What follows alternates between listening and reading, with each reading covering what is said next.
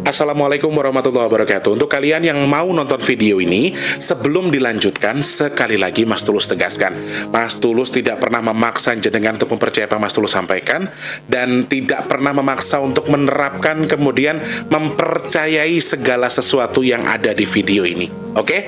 Suka tonton, tidak suka silahkan di skip. Terima kasih orang baik. Assalamualaikum warahmatullahi wabarakatuh. Sebelum kita lanjut tonton videonya, saya tegaskan sekali lagi bahwasanya saya tidak membuka praktek dimanapun dan tidak menerima tarif berapapun. Terima kasih. Jangan lupa like, komen, dan subscribe ya. Terima kasih orang baik. Jangan lupa like, komen, dan subscribe ya. Terima kasih orang baik. Halo, assalamualaikum, selamat pagi. Semangat pagi ya orang baik. Di puasa di hari yang ke-23.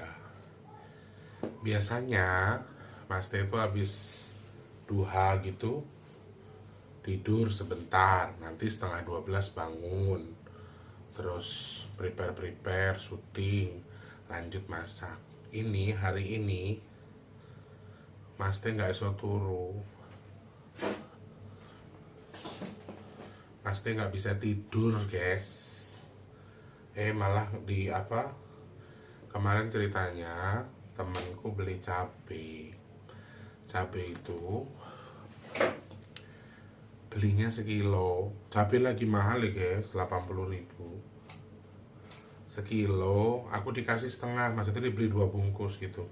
Terus banyak yang apa jenenge, banyak yang busuk lo guys. Lah ya jenenge wong aweh yo guys, dinikmati sik. Ono sing tiba eman-eman. Gimana hari ini, semangat ya orang baik. Harus semangat dong ya, mendekati lebaran. Semoga Mas Teh doakan jenengan yang belum cukup kebutuhannya, segera Allah cukupkan. Untuk yang sudah cukup, mudah-mudahan bisa berbagi ke orang-orang terdekat ya. Kenapa Mas Teh bikin video ini nih, ada cerita yang menurut aku lumayan membahagiakan ya. Kabarnya baik, cerita baik dari salah satu hamba Allah. Selama ini tuh beliau itu sakit-sakitan, berantakan. Bukan soal keuangan ya. Kalau soal keuangan beliau bilang kalau usaha semua aman, lancar. Cuman beliau sering sakit-sakitan. Sama anaknya yang pertama itu tuh bandel banget, nakal gitu. Terus saya tanya, lah ibu maksudnya kenapa bilang terima kasih sama saya gituin teman-teman. Ternyata dia itu ngerasa badannya lebih enak, terus anaknya itu nggak terlalu bandel lagi. Ternyata usut punya usut, beliau itu beberapa minggu yang lalu, di awal-awal Februari kan kita sudah buka donasi untuk kampung-kampung ya. Jadi beliau tuh ternyata dulunya, maaf saya nggak sebutkan namanya, tapi beliau tuh dulu nakal. Punya 2 bajang, tapi 2 bajangnya itu beda bapak. Sama yang sekarang pun beda. Jadi suaminya sudah ada 4 orang, sedangkan suami yang sekarang ini suami keempat. Nah, anak bajangnya itu dari suami yang pertama dengan suami yang ketiga. Nyambung nggak? Suami kedua tok sing bener, kalau suami kedua sama suami keempat. Ini cerita ya, bukan menjelekkan seseorang, tapi ini cerita buat pelajaran buat kita. Usut punya usut, ternyata si ibu ini pertamanya di awal Februari ikut among-among. Ceritalah sama saya, dulu pernah nakal gini. Nah, saya itu baru sadar setelah ibunya ngomong tadi, kalau saya terima kasih Mas Tulus, setelah among-among keadaan kesehatan saya semakin membaik. Anak saya sedikit lebih baik. Kalau dibilang nggak bandel sih nggak, cuman sedikit lebih nurut istilahnya gitu. Jadi beliau tuh merasa bahwa selama ini tuh nakal dengan menggugurkan kandungan itu ada karmanya. Dan Mas Tulus juga sering bilang itu kan. Nah, di video terakhir yang kemarin itu tuh dudul hatinya beliau, artinya nyentuh hatinya beliau bahwa ya betul saya juga merasakan dampaknya kalau misalnya ya beruntung sebetulnya ketika kita punya bajang karena kita diingatkan gitu loh, sama kayak kita tuh dikirimi sesuatu sama Allah meskipun itu sesuatu yang buruk ya, kayak nakal di zaman dulu kemudian terus jadi karma buat kita, jadi sesuatu yang buruk buat kita. Menurutku tuh ya dibilang aib ya aib tapi keberuntungan karena di satu sisi kita diingatkan. Jadi beliau ini ngerasa sekarang badannya sudah lebih sehat, pikirannya lebih tenang, nggak kayak kemarin. Karena beliau ini selama ini nggak pernah ngerumat anaknya, nggak pernah ngerawat bayi bajangnya. Dan itu pun hasil dari nakal dengan bahkan bisa dibilang bukan suami teman-teman. Jadi kayak orang yang baru deket, mereka begitu, kemudian sampai hamil nggak cocok digugurkan. Kemudian sama yang kedua nikah, yang kedua juga sama, yang kedua nggak punya anak, yang ketiga tuh sama. Jadi ya beliau ngakuin apa adanya kok, bukannya saya juga tahu mas katanya saya juga pendosa kok gitu lah gitu. Jadi ternyata teman-teman ya ada efek baik juga. Nah, di sini juga aku pengen menjabarkan sedikit. Tadi cerita cuma sebagai pelajaran ya, bukan soal membuka aib seseorang. eh Mungkin di antara kalian sekarang ada yang di usia senjanya atau tua atau mungkin merasa sekarang hidupnya tidak baik-baik saja, sakit-sakitan. Ternyata setelah aku coba cari telaah, anak-anak bajang ini ketika tidak dirawat, kemudian mereka, nih aku kasih tahu dulu ya, anak bajang tuh bisa jahat nggak sih sebetulnya? Sangat bisa. Tapi nurani mereka sebetulnya baik. Jadi mengasuh mereka itu gampang. Membuat mereka luluh hatinya itu gampang. Karena mereka sebetulnya kalau digambarkan sebagai benda, itu benda cair yang bentuknya air. Mau dikasih warna apa aja bisa. Itu bayi bajang kalau kalian mau tahu. Khususnya, khususnya yang pernah menggegerkan, ya, yang sengaja dibuang. Ini wabil khusus. Mungkin sekarang sampean merasa bahwa hidupnya berantakan. Oke, secara keuangan enak, tapi ternyata kita sakit-sakitan.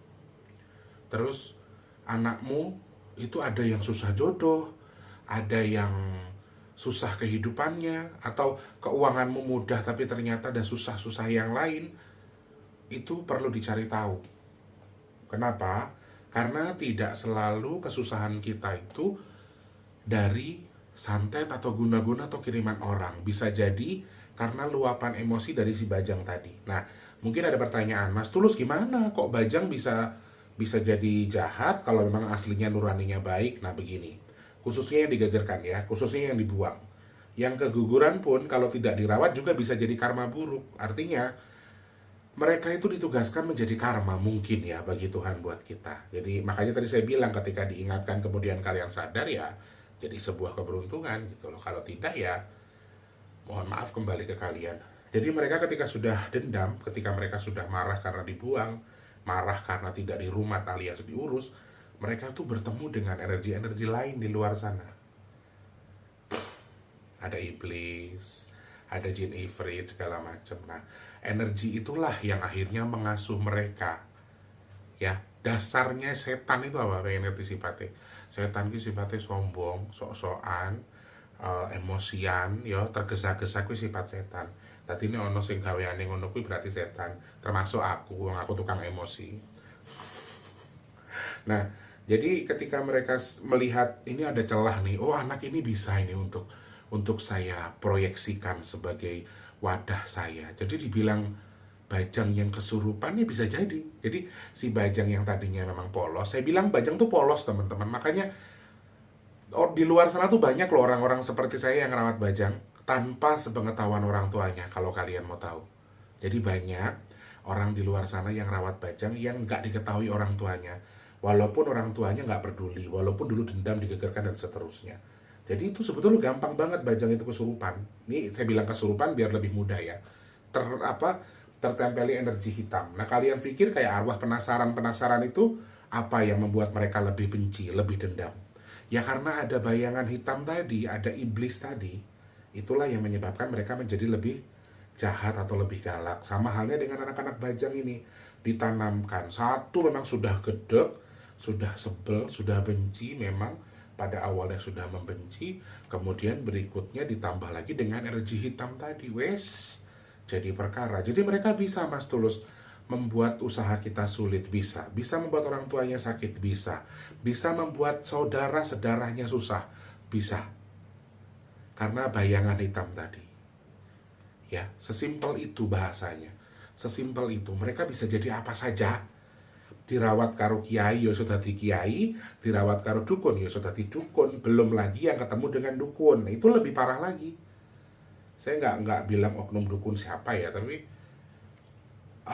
kenapa aku bilang ya ini dari pengalamanku pribadi. Aku ngobati orang misalnya, tak cari kok sampean pernah masang pagar ya mbak, pernah masang susuk segala macam.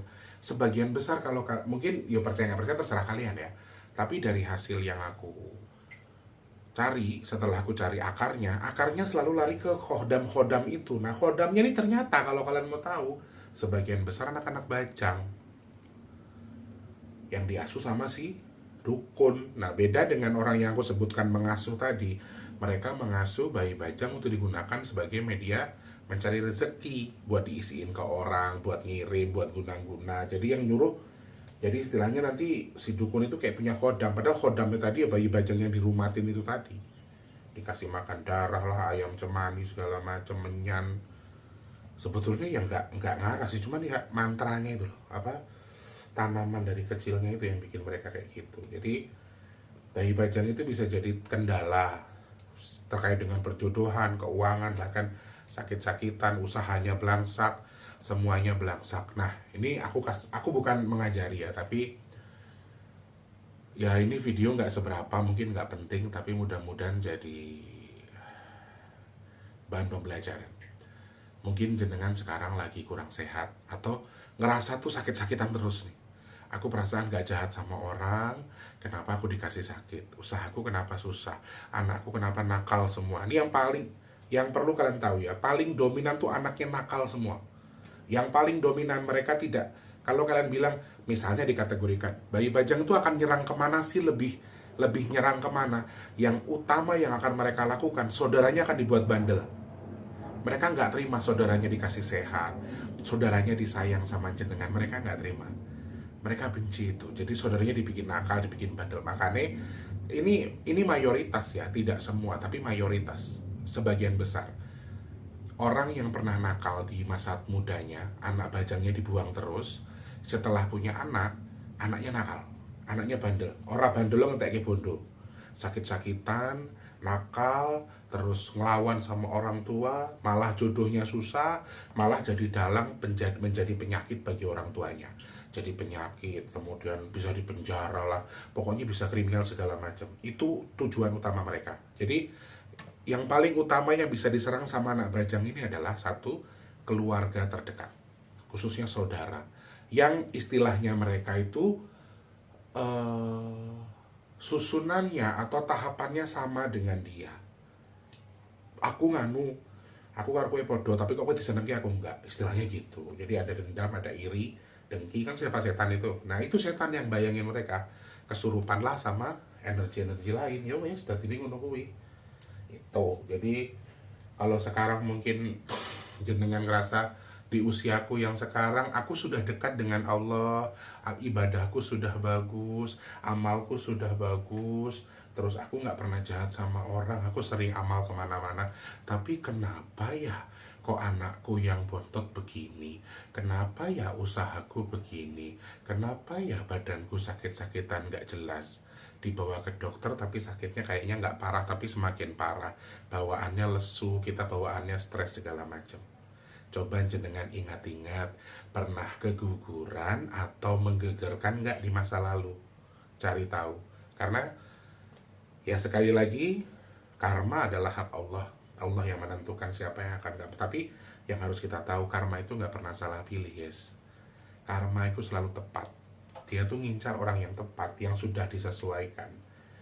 Jadi ya bisa jadi selain ya ini selain faktor orang ngerjain kita ya, atau diguna-guna atau disusahin kayak jodohnya anak kita atau apa gitu. Jadi ada bantalan yang mereka akan lakukan membuat kita tuh jadi kasar, anak kita bahasanya jelek, yang tadinya perempuan disukain orang akhirnya nyumpahin najis akhirnya jadi dia tuh ngebentuk sesuatu yang baru lagi buat anaknya kita, sehingga anak yang jenengan tadi jadi karma gitu loh, dapat karma baru dari kelakuan si Bajang tadi. Dan aku jujur, apakah kalau Mas Tulus, kalau kamu nih, kamu tetap berpihak ke Bajang apa berpihak ke orang tuanya meskipun Bajangnya nakal? Aku berpihak ke Bajang. Kalian yang nggak paham mungkin nggak akan ngerti, tapi karena aku ngurusin mereka jadi aku berpihak ke Bajang. Aku tahu. Dan mereka keras hati, mereka tidak sekeras yang kita sangka. Kalau mereka sudah temu istilahnya, mbok inget-inget aja, terus kamu sayang, kamu rawat dengan cara kamu, walah itu gampang banget. Sebetulnya mereka tuh gampang. Gitu guys. Lah yang ini kira nasib pejenenge perantauan, yatim piatu, aku kira ditulur guys ning kene. Tidak punya saudara, nggak ada yang ibarat kata ngasih kue, ngasih apa, lebaran tuh nggak ada. Biasanya paling dimasak, nanti ada yang nganterin teh pucuk, nganterin apa gitu. Nanti juga buat mereka juga nongkrong di sini. Jadi kalau yang nggak paham mungkin mikir gimana ya caranya. Kalau saya nih cabai ini saya ini, nanti kalau semakin busuk nih tak rebus, tak blender biar awet. Itu teman-teman. Jadi ya pinter-pinter dhewe wae. Kadang-kadang ya kita suka mikir yang artinya susahnya kita tuh kenapa ya dibikin kayak gini gitu. Aku tuh teman-teman, kalau mau tahu kalian, aku tuh ketipu sama orang-orang yang aku bantu kredit barang gitu sampai 40 juta lo tak hitung ini. 40 juta.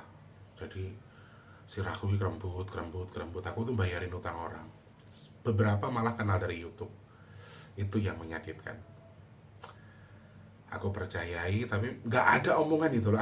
Aku tuh padahal pengen loh, aku nggak gila hormat, tapi kalau ngomong aku belum sanggup ya tolong maaf dulu itu nggak ada. Jadi aku kadang-kadang mikir, ya Allah, mungkin aku kurang sedekah, mungkin aku masih kurang taat di jalanmu ya Allah, ya aku nggak apa-apa, tak jalani baik. Karena ya mereka sudah ada beberapa yang tidak di Jakarta, sudah pada pindah. Jadi yowis, ada yang jalan baru 2 bulan, ada yang 5 bulan. Bosnya ya orang nggak mau tahu. Selamat menikmati. Kembali ke tadi ya teman-teman. Lalu nanti apakah saya harus among-among? Apakah saya harus sedekah? Apakah saya harus mengeluarkan sedekah saya untuk saya niatkan buat anak saya? Kalau memang kalian mampu, mungkin bisa kalian selipkan. Tapi lebih penting, itu doa dari kalian. Doa dari kalian. Orang yang sedarah dengan mereka, entah ibu, entah saudara. Lalu perpanjang lagi, apakah mereka bisa menjadi karma yang cukup panjang? Ada beberapa kasus yang saya temukan sampai ke keponakannya. Artinya aku punya Bajang, sama aku nggak dirawat, jadi karmaku ya sampai ke anak putuku. Bisa ada kasus seperti itu, tapi kecil, sedikit kasus di mana mereka tuh dendam sampai ke anak cucunya kita yang sedarah dengan dia. Jadi mereka tetap nggak terima dengan anak cucu kita. Jadi itu bisa berpengaruh juga. Jadi kalau mungkin sekarang jenengan memiliki, sekali lagi saya garis bawahi, sedekah itu kalau memang nggak mampu, betul-betul nggak mampu, bukan satu keharusan. Jadi ya wes, dengan dirawat, dengan diingat, dihadiahkan doa itu lebih penting menurut saya. Dilengkapi dengan sedekah itu lebih bagus. Kalau memang nggak mampu, juga bukan satu keharusan, ya seperti itu. Dan sekarang mungkin jenengan tuh punya, oh iya, yang masih ikut among-among Selasa ya, terakhir ya teman-teman. Yang masih mau ikut among-among hari Selasa. Kalau sudah ikut among-among tuh dibiasakan dikirim nama yang diamong-amongi. Jangan pakai ditanya dulu, ya. Jadi maksudnya, misalnya Mas Tulus saya among-among buat badan saya sama keluarga saya, ya ditulis nama keluarganya dengan nama bapak kandungnya. nama jenengan, nama keluarganya. Jadi Mas Tulus nggak perlu nanya ya, soalnya Mas Tulus catat, Mas Tulus copy, nanti pas kita among-among kita ijabkan, jadi yang jelas juga namanya, oke? Seperti itu. Nanti sematkan di kolom komentar ya, di Permata seikhlasih, gak usah ada minimal maksimal. Oke, di sini kembali ke tak sampaikan tadi. Buih, tanganku tambah pedes sih, Rek. Kurang masak, enggak, hari ini ngangkat sayur doang. Kembali tak ingatkan lagi buat teman-teman, ini kan sebuah pelajaran ya. Mungkin kalian merasa jodoh kalian tuh susah, itu yang pertama. Mungkin kehidupan kalian tuh tidak mudah.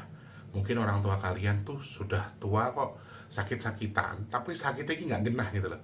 Kok sakit medis tapi kok koyok ini, sudah diobati kok begini lagi segala macam. Mungkin kalian jadi penerus orang tua kalian, atau kalian yang merasa sedang kurang baik-baik saja dengan keadaan itu. Kenapa ya orang tuaku ini?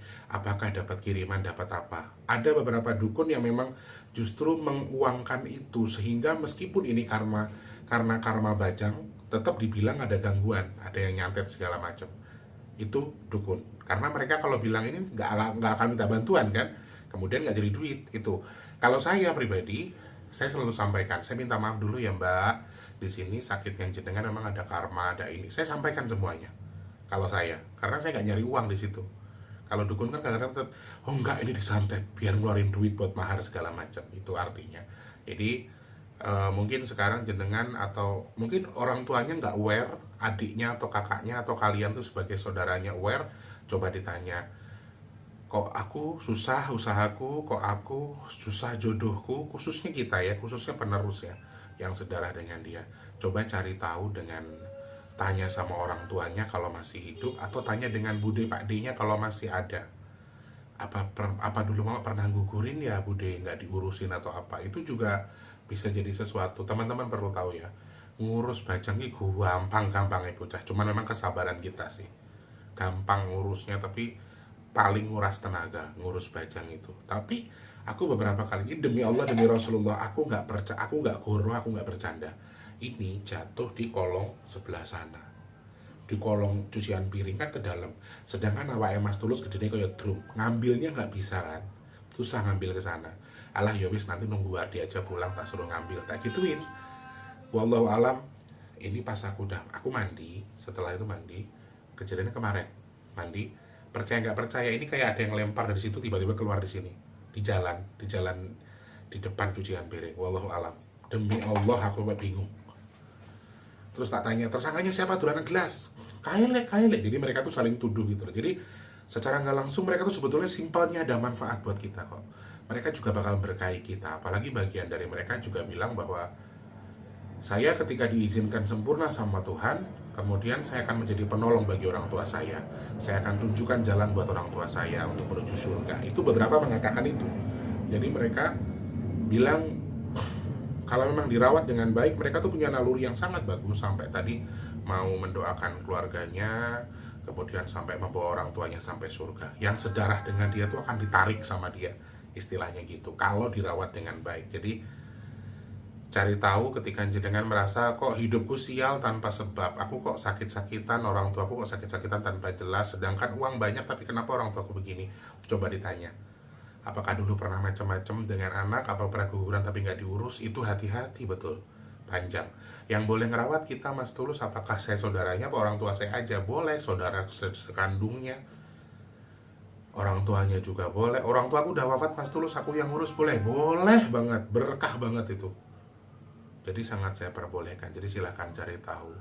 Nanti setelah cari tahu, ya wes, kalau yang udah sekarang diperbaiki, intinya begitu. Jadi kita kan nggak pernah tahu ya, kok diperiksa dokter sakitnya apa, ininya apa, kok ternyata karena gangguan ini gangguan itu, ternyata karena karma dari bajang tadi. Itu beberapa poin yang harus kalian garis bawahi, kemudian juga diperbaiki kalau itu salah. Harapanku sih ya ini jadi manfaat juga buat ibu. Dan makanya kalau teman-teman sering nonton, saya sering bilang, harapan saya mudah-mudahan setelah anak-anak ini diamong-amongi, nanti setelah itu mereka jadi hal positif bagi orang tuanya gitu loh. Maksudnya gini, misalnya aku punya bajang, terus hidupku tuh berantakan ya, secara keuangan aku nggak susah, tapi secara yang lain aku ribet, penyakit segala macam.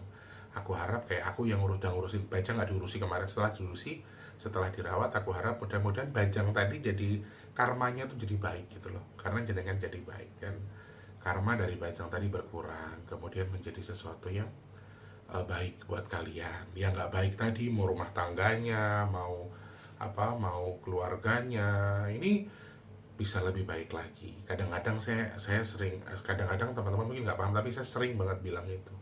Jadi mereka lebih menyerang personal sebetulnya, secara rumah tangganya dibikin berantakan, bapak mamanya dibikin berantem terus. Ya aku nggak menyalahkan mereka karena mereka ada bayangan hitam di sisi lain tadi. Wasem, guys, aku wedangan. Allah Akbar. Cabean mulutku gara-gara cabai ini masih kurang bersih. Ya, seperti itu yang pengen tak ceritakan, mudah-mudahan jadi bahan pembelajaran buat kita. Dan Eyang juga bilang bahwa ngerawat bajang ini kalau betul-betul itu akan jadi syafaat, artinya akan jadi penolong buat kita. Di sini banyak anak-anak bajang yang nyampein ke saya, "Mas, ibu saya lagi sakit, saudara saya lagi sakit, tolong doain." Jadi mereka itu sebetulnya bisa jadi penolong buat kalian. Oke, satu sisi mereka itu adalah karma buruk, karena mungkin buat yang menggugurkan ya, buat yang menggugurkan sudah mungkin jadi karma buruk. Tapi ketika memang mereka dirawat dengan baik, mereka itu bisa jadi cover yang luar biasa. Mereka itu bisa jadi pagar yang bagus. Tidak perlu datang ke dukun. Makanya minta perlindungannya sama Allah, ditambah dengan saudara-saudaramu yang tidak terlihat tadi, jadi keberkahan bersama kamu. Allah merahmati, Allah memberkahi, ditambah dengan energi lain yang Allah izinkan, jadi saudara kamu. Wes to itu luwih juos tenan.